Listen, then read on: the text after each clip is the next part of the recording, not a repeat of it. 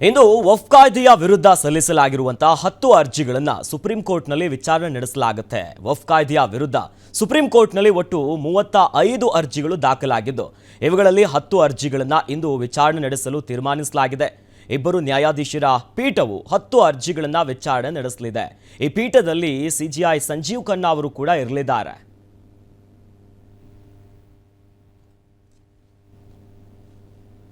So ಈ ಮೂಲಕವಾಗಿ ಬಹಳ ತೀವ್ರ ವಿರೋಧಕ್ಕೆ ಕಾರಣ ಆಗಿತ್ತು. ಒಂದು ಕಡೆ ವಕ್ಫ್ ಕಾಯ್ದೆ, ಆ ನಿಟ್ಟಿನಲ್ಲಿ ಇವತ್ತು ಸುಪ್ರೀಂ ಕೋರ್ಟ್ನಲ್ಲಿ 35 ಅರ್ಜಿಗಳನ್ನು ಸಲ್ಲಿಸಲಾಗಿತ್ತು ವಕ್ಫ್ ಕಾಯ್ದೆಯ ವಿಚಾರಕ್ಕೆ ಸಂಬಂಧಪಟ್ಟಂತೆ.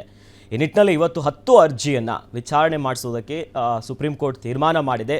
ಇನ್ನು ಈ ಪೀಠದಲ್ಲಿ ಸಿಜೆಐ ಕೂಡ ಇರಲಿದ್ದಾರೆ. ಆ ಮೂಲಕವಾಗಿ ಏನಾಗುತ್ತೆ ಅಂದರೆ ವಕ್ಫ್ ಕಾಯ್ದೆಯ ಸಿಂಧುತ್ವವನ್ನು ಪ್ರಶ್ನೆ ಮಾಡಿದರು. ಸಾಕಷ್ಟು ವಿರೋಧಗಳು ವ್ಯಕ್ತವಾಗಿತ್ತು. ಆ ಮೂಲಕವಾಗಿ ಯಾವ ನಿರ್ಧಾರ ಕೈಗೊಳ್ಳುತ್ತೆ, ಕೋರ್ಟ್ನಿಂದ ಯಾವ ತೀರ್ಪು ಬರುತ್ತೆ, ವಿಚಾರಣೆ ಯಾವ ರೀತಿಯಾಗಿ ಸಾಗುತ್ತೆ ಅನ್ನೋದು ಬಹಳಷ್ಟು ಕುತೂಹಲಕ್ಕೆ ಕಾರಣ ಆಗಿದೆ.